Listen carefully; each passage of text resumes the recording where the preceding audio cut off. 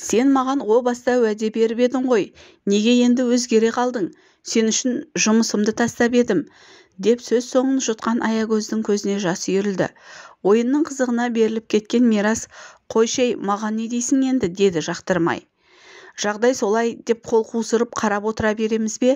Бір амалын қарастырайықшы. Сенің мына отырысың жүйкемді шығартып барады. Қалай бейғам компьютерде ойын ойнап отырасың, біз мына жақта қырылып жатсақ, деген Аягөз күйеуінің желкесінен түйіп қалғысы келді. Сөйлей бермеші, тыныштық берші маған. Қап, ұтылып қалдым сенің кесіріңнен, деген Мирас компьютерді ұрып жібере жаздады. Саған сенген едім, деген Аягөз жыларман халде ас үйге беттеді. Ол жақта енесі қазан тексеріп жүр екен. Келінін ала көзімен ата қарап, саған айтып едім ғой, етті ас сал деп. Бүгін бәрін жеп қойсақ, ертең аш отырамыз ба? Сәл үнемдеуді үйренсейші. Баяғы дәуір жоқ енді, жоқ. Өзің ойлансаң болады ғой. Осыны да үйретуім керек пе саған? Деп қазаннан еттің жартысын сүзіп алып, қайта мұздатқышқа лақтырды. Құдай-ау, не істесем де жақпай қойдым ғой осы қақбасқа, деген Аягөз естілер-естілмес күңкілдеп қамырын илей бастады. Бір кезде күйеуі отырған бөлмеден енесінің шаңқылдаған даусы естілді. Сауап болыпты, мені тыңдамасаң да шешеңді тыңдайтын шығарсың енді, деген Аягөз өшін қамырдан алғандай тастай етіп илеп, оны жұдырықтай берді. Артынша күйеуі Мирас, маған не дейсіз? Неге маған тисе бересіз? Бір күн тыныштық жоқ үйде, бір күн. Безіп кетсен ғой, деп есікті сарт ашып, сыртқа беттеп барады. Қайда барасың? Тамақ піседі қазір, деп бұл айқайлап қалды оның ізінен. Бұрылып та қарамаған күйеуі көлігін оталдыра бастады. Кімге тартқан бөркемік болды екен бұл бала? Қайда барасың? Тамақ піседі қазір, деп бұл айқайлап қалды оның ізінен. Бұрылып та қарамаған күйеуі көлігін оталдыра бастады. Кімге тартқан бөркемік болды екен бұл бала? Оқыттық, шоқыттық, қалағанын әпердік. Қалаған жұмысына да кіргіздік. Отырысы мынау енді, деген Орынгүл апа келіннің алдынан өтіп бара жатып, қамырын өткендегідей бұлжыратпай қатты иле деп бұған да тиісіп өтті. Аягөз үшін күннен күнге бұл үйдің ауасы тарылып бара жатқандай, жүйкесі де жұқарып біткен, үзілуге шақ қалып тұр. Енесі тағы бір сөйлесе, баж етіп бетінен алғалы тұр. Үндемей келді ғой, көніп келді осы күнге дейін. Бірақ бұның жазығы не? Осылай болсын деп тілепті ме? Келіннің аяғынан деген сөзді қару етіп алып, неге ертелі-кеш қақ маңдайынан соққылай береді? Келін байғұс табалдырық аттағанда, мен осы үйге қайға келейін деп келмейді ғой, осы үйге сіңісіп кетейін, жақсы қырымнан көрінейін деп жалтақтап, кім жылы сөйлесе соны дос көріп, өзімен өзі әбіржіп жүрмей ме жас келін? Неге енді жай ғана сәйкестікті келіннің аяғынан көре береді бұл кемпір? Қайнатамды мен өлтіргендей неге маған шүйліге береді? Осыдан тағы бірдеңе десін, мен де айтып тастаймын, деп Аягөз тастай етіп илеп тастаған қамырын жай алмай жан терге түсіп отыр.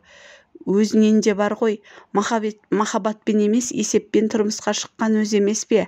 Қалтасы жұқа, жаяуларды менсінбей, қолында жақсы қызметі, үйі, көлігі бар, әкесі шенеунік Мирасты есеппен таңдап еді. Көп жігіттің ішінен.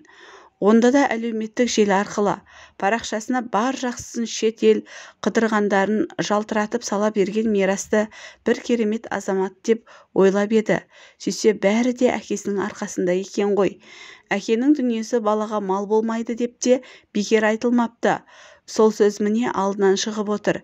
Әкесінің дәуірінде жалғанды жалпағынан басып шалқыған Мирастың ғана емес, бұл әулеттің күні қараң қазір. Ал Мирас бұған уәделерін үйіп-төгіп беріп еді. Иә, Аягөз де осал жан емес, үлкен бір білдей мекемеде бас есепші болып жұмыс істеді. Қосымша тағы да жұмыстары бар еді сол қалада. Табысы өзінен артылып ауылдағы бауырларына көмектесіп тұратын. Мирасқа да кездесіп жүргенде жағдайын жасырмай ашық айтқан. қарапайым көп балалы отбасынан шыққанын, әке-шешесінің жалғыз үміті өзі ғана екенін, олар мұның көмегіне зәру екенін бәрін ашық айтқан. Саған күйеуге тиіп, бауырларымнан бас тартып кете алмаймын. Олар аяққа тұрғанша мен қаржылай қарасып тұруым керек. Оқитынын оқытып, күйеуге беретінін күйеуге беріп, үйленетінін үйлендіруім керек. Әкемде тұрақты жұмыс жоқ, анам бала күтімімен үйде. Күндерін әрең көріп отыр. Ертеңгі күні үйленсек, төркініңе таси берме деп менің табысымды есептеуші болма. Мен саған жасырмай айтып отырмын. Көнсең көн, көнбесең әне жолың ашық деген. Ал аспандағы айда перердей болып үздіккен мирас Аякөзден айырылып қалмау үшін оның бар талабына көніп, уәдесін де берген. Сол да проблемама, сен де айтады екенсің. Қатырамыз ғой ол жағын. Мен де қарап отырмаймын. Сенің бауырларың менің де туыстарым болады енді. Олардың аяққа тұруына мен де көмектесемін. Әнеубір университетте жолдас балам жұмыс істейді. Ініңді сол жерге түсірейік деп қолпаштай жөнелген. Жігітінің кең жүрегіне риза болған бұл көзді тарс жұмып етегінен ұстап еді. Жүрегінде махаббат жоқ еді Аякөздің. Таза есеппен келіп, келін болып табалдырық аттап еді бұл үлкен үйдің. Арада айға жуық уақыт өткенде еншілерін алып үлкен қалаға кетпек болғанда бұл әулеттің басына қара бұлт үйірілді. Үлкен қызметте жұмыс істейтін қайнатасы пара алды деген күдікке ілінгендермен қатысы бар болып шығады. Толассыз тексерулер жүріп, 2 пәтер мен үйдегі 3 көлікті жиған тергендерді сатып әрең дегенде тірлікті шапқандай болады. Бірақ қайнатасы жүрек ауруын жамап, көп ұзамай көз жұмады. Сол кісімен бірге үйдің бүкіл берекесі кеткендей. Қазіргі күндері бей-берекетсіз. Мирас та жұмысынан босап қалған. Енесі Орынгүлде күйеуінің дәуірінде ореке болып төрде отыратын. Қазір оның да жүні жығылған. Жұрттың табасынан қашып үйден көп шықпайды. Ыза ашуын кімнен аларын білмей, ұлы мен келінін түртпектей беретін болған. Мынау не енді? Бұл қамырды менің итім де жемейтін шығар. Көргенсіз деген енесі бір астау піскен қамырды апарып итаяққа төңкере салды. Жұқа жаймайсың ба? Кірпіштей қамырыңды қай оймен беріп отырсың маған?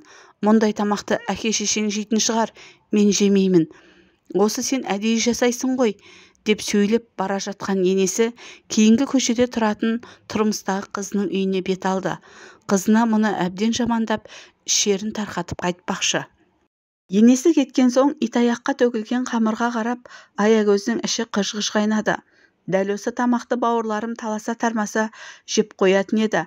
Мынау мастанған кемпір тәубесіне түсе қоймапты ғой. Әлі де обалы өзіне деген ол тірлігін тастап өз бөлмесіне барды. Жайрап жатқан ыдыс-аяққа қол сілтеді. Бұға берсең сұға береді екен. Менің пісірген тамағыма көңілі толмай ма, өзі пісіріп алсын ендеше. Ештеңе істемеймін, ыдыстарды да жумаймын деген ол ерексіп ұйқыны соғуға кірісті. Айтсам айтты дейсіңдер міне қара. Барлық жер ашық-шашық, ыдыстар айра-жайра. Мұның сыңғараш, не істеймін енді, өзім жуамын ба посуданы деген енесінің айқайлаған даусынан Аякөз селк етіп оянды. Қайынбикесі де келген-ау. Ол әлденелерді айтып күбірлеп қояды. Қайынбикесі үшін орнынан ыршып тұрғысы келді, бірақ енесіне ерексіп жата берді. Қайынбикесі жақсы ғой, мұны түсіне сөзін сөйлейді. Дұрыс кеңестерін беріп, сабырға шақырып отырады үнемі. Енесі мен Мирастың тірліктеріне күйіп кеткенде шағымданатын жалғыз жақын адамы осы қайынбикесі ғана. Қоя берші, үндемей-ақ қоя салшы. Шалынан, дүниесінен, мансабынан бір сәтте айырылып қалу оған оңай тимеген ғой. Сөйлеп қояды. Сен үндемей-ақ қоя сал. Маманың мінезін білемін. Сенің еш кінәң жоқ деп үнемі басу айтып отырады. Қазірде бөлмеге кіріп жымия шаршаған боларсың, демалып ал, өзім жинастырып қоямын деп тұр. Иә, шаршадым, бәрінен шаршадым деген Аякөз көз жасын төгіп жіберді. Қызының ізінен кірген Орынгүл, не істеп шаршадың? Бір тамақ пісіріп, анда-санда үй жинағаның үшін шаршап жүрсің бе? Сені қиналмай-ақ қойсын деп малды да саттық деп тұр. Бұл сөзін Аякөз енді жауапсыз қалдырмас. Неге мен үшін саттыңыз? Неге олай дейсіз? Кез келген нәрсені маған әкеліп тіреп қоятыныңыз не осы деді жылап. Сен кінәлісің, бәріне сен кінәлісің. Сен келіп едің, тірлігіміз кері кетті, барымыздан айырылдық. Келіннің аяғынан жолың ауыр, жоғымсыз адамсың да, жүрген жеріңде шөп шықпайды деп айқайлағанда, Аягөзді екі құлағын тас бекітіп, үйден тура қашқысы келді. Мама, қойсаңшы енді, Аягөздің не қатысы бар? Не деген едім сізге? Жетер енді, деген қайынбикесі анасының аузына қақпақ қоймақшы. Былай тұр, сен араласпа, келін емес бәле бұл. Кердейіп алып үнемі қабақ ашылмайды. Как будто осы үйде қиындық көріп жүргендей. Қиындық керек болса, мен-ақ орнатып берейін саған, деген Орынгүл апа енді білегін түріп алыпты. Аягөзді тағы бір сөз айтса, бетінен жұлмақшы. Осы кезде Мирас та келе қалды. Үйдегі айғай-шуға оның еті өліп кеткен. Қолындағы 2000 теңгені шешесінің бетіне лақтырғандай болып, міне бүгінгі бар тапқаным деп шекірейіп тұр.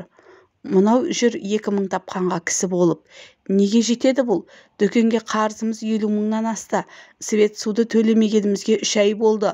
Осы 2-3 күнде төлемесек, оны да өшіреді. Отырыңдар, кейін ел аман, жұрт тынышта, қараңғы үйде аштан аш. Мам, енді таксовать ету оңай дейсіз бе? Деген Мирас бұрқылдап кетіп барады. Бүгінгі планын орындап тастағандай компьютердегі ойынын жалғастырмақшы.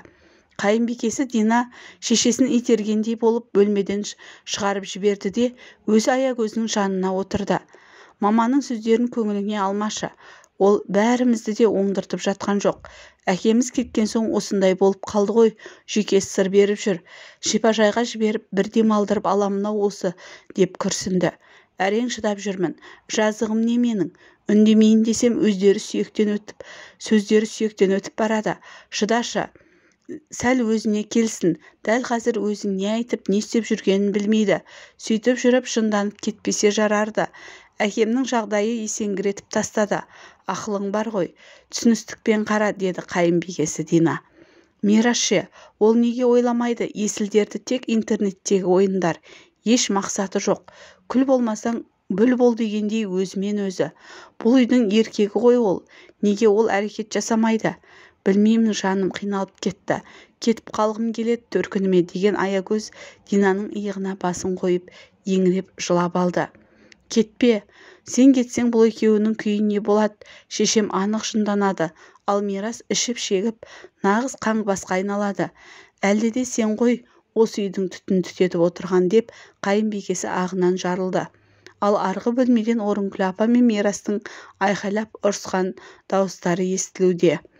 Қайынбикесі кеткен соң інісі телефон соқты. Ол оқуға өз күшімен түскен. Жол күре мен киім-кешек ішіп жеміне ақша сұрап тұр. Құдайым-ау, менде бар болса сені сұратпай-ақ беретін едім. Не істеймін енді? Деген ол Мирасқа айтып көрмек болды жағдайды. Ер азамат қой, бір жолын табар деп үміттенді. Бірақ ол оқырая қарап, қандай ақша? Есің дұрыс па? Өзіміз аштан қырылайын деп жатқанда. Оған ақшаны қалай тауып беремін? Маған ешкім қарыз бермейді. Жолдастарым да теріс айналған. Әкем бар кезде дос екен олар. Қазір бірі де қарамайды маған. Мен жалғызбын, ешкімім жоқ қарыз сұрайтын, деді. Бауырларыңа көмектесемін дегенің уәдең қайда? Мен саған сенген едім, деп Аягөз тағы да көзіне жас алды.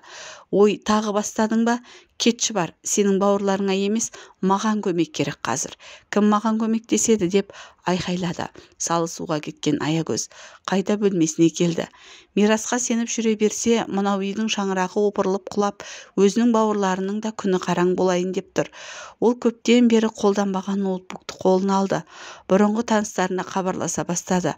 Жан-жақты ізденіп, қашықтан жұмыс істейтін жұмыс тауып алмақшы. Тәжірибесі мол болғандықтан өз саласында жұмыс табу Аягөзге қиынға соқпады. Өз қызметін ұсынып, арнайы сайттарға жарнама беріп еді, дереу тұтынушы да табыла кетті. Бір кәсіпкердің есеп-қисабын жүргізіп отыратын болды. Қашықтықта отырып тұтынушылармен сөйлесіп, келісіп боламын дегенше арадан 3-4 сағат өтіп кетіпті. Уақыттың қалай өткенін білмей, бір кезде енесі келді, есікті теуіп ашқандай болып. Мирасқа әбден айқайлап шаршап ұйықтап қалып еді. Ұйқысын аша алмай есінеп тұр. Сен де ойын ойнап отырсың ба? Екеуің екі жақта отырып жетісіпсіңдер. Иә, маған ерегісіп сен де отыра бер, ессіз қағырлар, деп қайта кетіп барады. Аягөз енесінің сөзіне мән бермеді. Тезде жұмысын бітіріп, клиенттен ақша алуы керек. Аз ақша болса да інісіне аударып жібермекші. Болашақта миллиондарда келетін Аягөздің жұмысы осылай басталып еді. Күйеуінің ездігі мен енесінің ессіздігі Аягөздің табысқа барар жолын осылай ашып берді. Жүйкесі темір емес, рас шаршайды. Жұмыстан емес, енесінің сөздерімен күйеуінің енжарлығы шаршатады. Қайынбикесі айтқандай, енесіне соңғы кездегі жағдайлар соққы болып тиген. Оны түсінуге тырысады. Ал күйеуше кезінде аузы көпіріп лепіріп еді, мақтанып еді. Өй, сол да сөз болып па, 6 секундта шешіп тастаймын ғой кез келген проблемаңды деп, мұның сенімін оятып еді. Бәрі жалған екен. Әкесінің мансабы мен байлығы екен ғой, оның кеудесіне нан пісіріп қойған. Сол үшін күйеді. Таңдап жүріп тазға жолыққан өзін сөгеді іштей.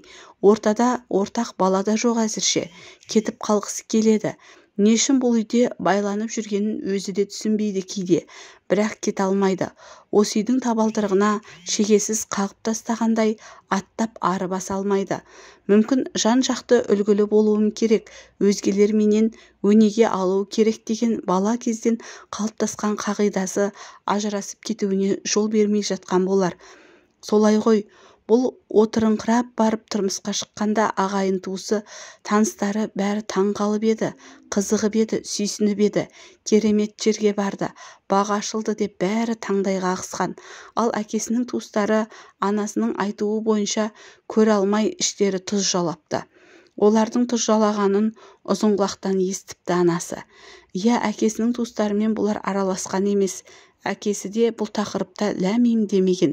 Ешқандай той жиын өлім-жітімге барыс келіс деген атымен жоқ. Әкесінің туыстарымен анасының айтуы бойынша олар әбден көрсеткен екен баяғыда. Солардың кесірінен әке-шешесі ажырасып кетпек болып, бұлар тірі жетімдіктің қамын кие жаздапты. Тізе берсе сөз көп қой анасының айтуы бойынша. Бұлардың сүрінгенін құлағынан алақан ысқылап күтіп отырған әкесінің туыстарына таба болғысы келмейді бір жағынан. Әке-шешесінің бетіне шіркеу болып, оларды дұшпандарының аяғына жығып бергісі жоқ. Төркінінің еңсесі тіктеліп, бауырларының жақсы білім алып, өмірден өз орындарын табу үшін барын жасайды бұл. Аягөз толығымен жұмысқа бет бұрды. Үй тірліктерін тез бітіріп тастап жұмыс үстеліне отыра қалды.